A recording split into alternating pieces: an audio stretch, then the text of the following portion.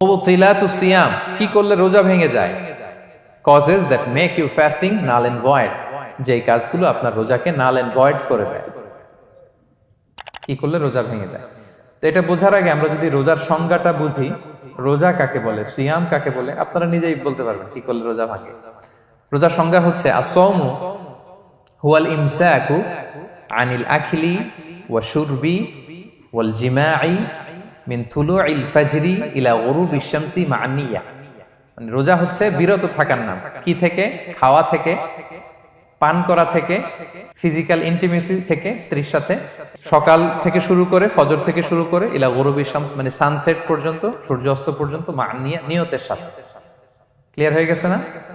রোজা হচ্ছে বিরত থাকার নাম। খাওয়া থেকে বিরত, পান থেকে, ফিজিক্যাল ইন্টারকোর্স থেকে, সকাল থেকে শুরু করে সন্ধ্যা পর্যন্ত নিয়তের সাথে।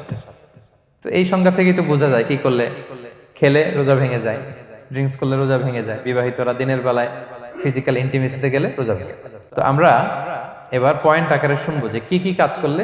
এখানে মৌলিকভাবে 3টা জিনিসের কথা বলা হয়েছে, কিন্তু আরো কিছু জিনিস আছে যেগুলো করলে আপনার রোজা ভেঙে যাবে। আসুন আমরা সেগুলো শুনি।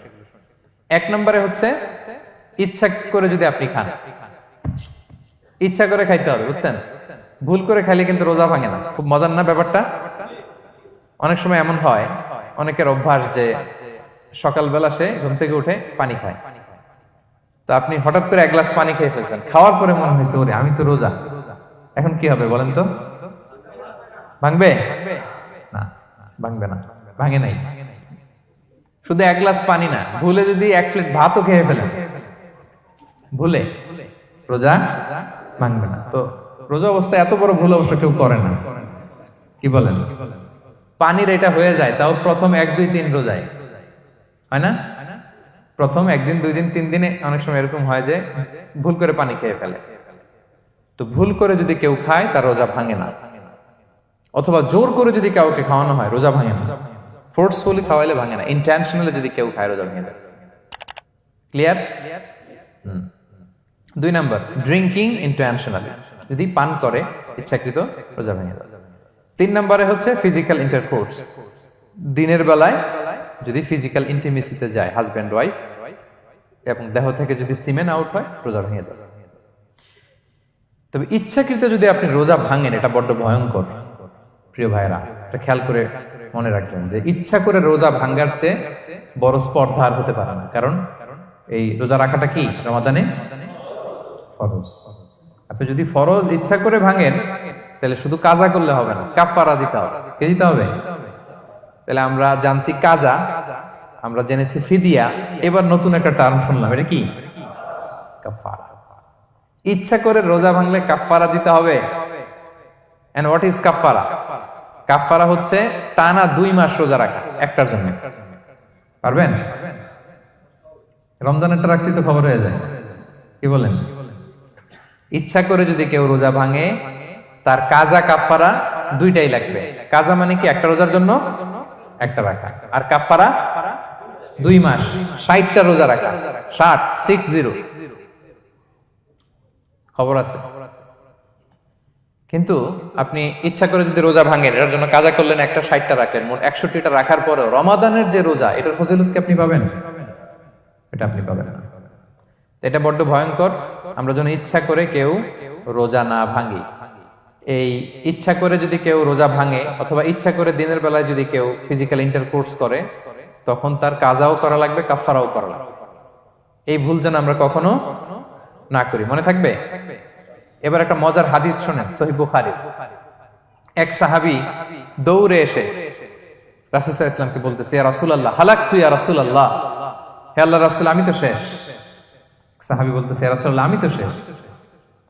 তুমি শেষ, কি হয়েছে তোমার? রাসূল সাল্লাল্লাহু আলাইহি ওয়াসাল্লাম বললেন, ওয়ামা আহলাকাক, তুমি কেন, কি সমস্যা? হালাকতু ইয়া রাসূলুল্লাহ লিটারাল মিনিং হচ্ছে, ইয়া রাসূলুল্লাহ আমি তো ধ্বংস হয়ে গেলাম। রাসূল বললেন, কি হয়েছে, কিভাবে ধ্বংস হইলাম?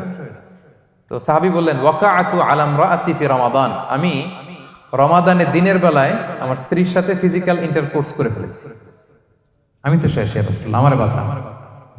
তারপর রাসূল সাল্লাল্লাহু আলাইহি ওয়াসাল্লাম বললেন, হাল তাজিদু মা কা'তিকু রাকাবা, তুমি কি একটা দাস আজাদ করতে পারবে? কাফারার মূল বিধান হচ্ছে দাস আজাদ করা অথবা 60টা রোজা রাখা অথবা 60 জনকে খাওয়ানো। ওকে, তো রাসূল সাল্লাল্লাহু আলাইহি ওয়াসাল্লাম বলতেছে, তুমি কি একটা দাস আজাদ করতে পারবে? উনি বলল, না, আমার তো এই সক্ষমতা নাই, আমি পারবো না। তো রাসূল সাল্লাল্লাহু আলাইহি ওয়াসাল্লাম বললেন, ফাহাল তাস্তাতিউ আন তাসুমা শাহরাইনি মুতাতাবিআইন, তাহলে টানা 60 দিন রোজা রাখতে পারবে? বলতেছে, লা ইয়া রাসূলুল্লাহ, এটাও আমি পারবো না, 60 দিন রোজা রাখা আমার পক্ষে সম্ভব না।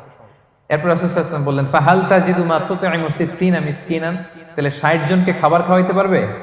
বলতেছে, না, এটাও পারবো না। তো কোনোটাই সে পারবে না। এবার উনি বসে রইলেন। ফাউতিয়া বিআরাকিন ফিহি তাম, হঠাৎ করে রাসূল সাল্লাল্লাহু আলাইহি ওয়াসাল্লামের কাছে এক ঝুড়ি খেজুর আসলো। এবার রাসূল সাল্লাল্লাহু আলাইহি ওয়াসাল্লাম বললেন, সেই লোক কোথায় যে কিছুই করতে পারবে না, একে ডাকো। এবার আসলেন। এবার রাসূল সাল্লাল্লাহু আলাইহি ওয়াসাল্লাম বললেন, তুমি দাসও আজাদ করতে পারবে না, 60 দিন রোজা রাখার নিয়ম এটাও পারবে না, 60 জনকে খাওয়ানো এটারও সক্ষমতা নাই, তাহলে এই যে এক ঝুড়ি খেজুর আসছে আমার কাছে, সাদাকার খেজুর, যাও এটা তুমি দান করে দাও আল্লাহর রাস্তায়। এবার উনি বলতেছে, আলা আফকারা মিন্না ইয়া রাসূলুল্লাহ, আমার চেয়েও গরীব কাউরে দান করব? রাসূল সাল্লাল্লাহু আলাইহি ওয়াসাল্লাম বললেন, হ্যাঁ। উনি বলতেছে যে আমার চেয়ে গরীব মদিনায় কেউ নাই। উনি বললেন, ফামা বাইনা লাবাতাইহা আহলু বাইতিন আহওয়াজু ইলাইহি মিন্না ইয়া রাসূলুল্লাহ, এই মদিনায় আমার চেয়ে গরীব, মানে এটার প্রতি মুখাপেক্ষী আমার চেয়ে বেশি কেউ আর নাই।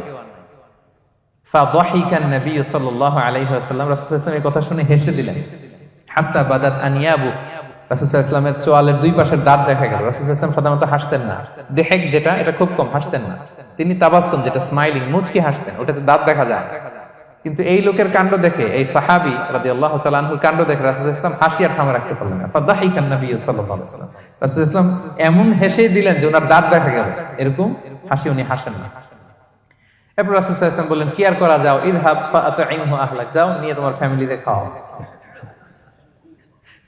করছো তুমি বড় ভুল, এখানে কাফারা দিতে হবে, 60টা রোজা রাখা, দাস মুক্তি, 60 জনকে খাওয়ানো, কিছুই পারবা না। আসলো খেজুরের বক্স, তোমার সাহায্য করার জন্য দিলাম, যাও এটা সদকা করো। এখন তুমি বলতেছো তোমার চেয়ে গরীব আর মদিনায় কেউ নেই, তো কি আর করা, যাও তুমি খাও। তো এই মজার হাদিসটা এই কাফারা রিলেটেড হাদিসের মধ্যে এসেছে। তো যদি আপনি ভুল করে,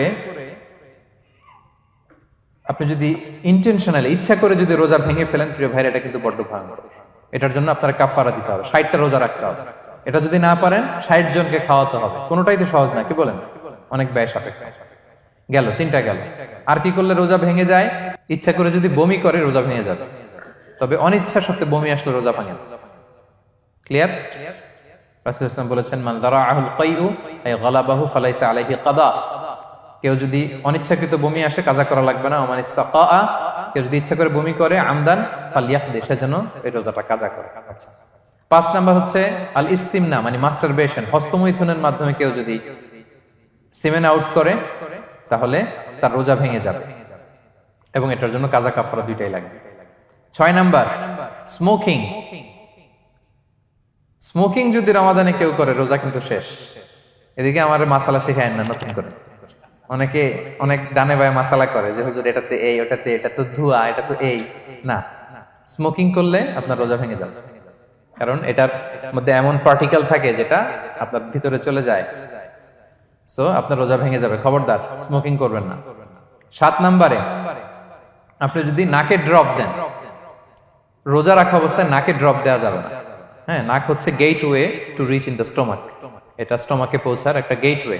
আপনি নাকে ড্রপ দিলে দেখুন কিছুক্ষণ পরে গলায় একটা তেতো তেতো ভাব অনুভব হয়, আস্তে করে এটা স্টোমাকে চলে যায়, আপনার রোজা ভেঙে যাবে। নাকের ড্রপ এটা রাতে, সন্ধ্যা থেকে শুরু করে সাহুর খাওয়া পর্যন্ত।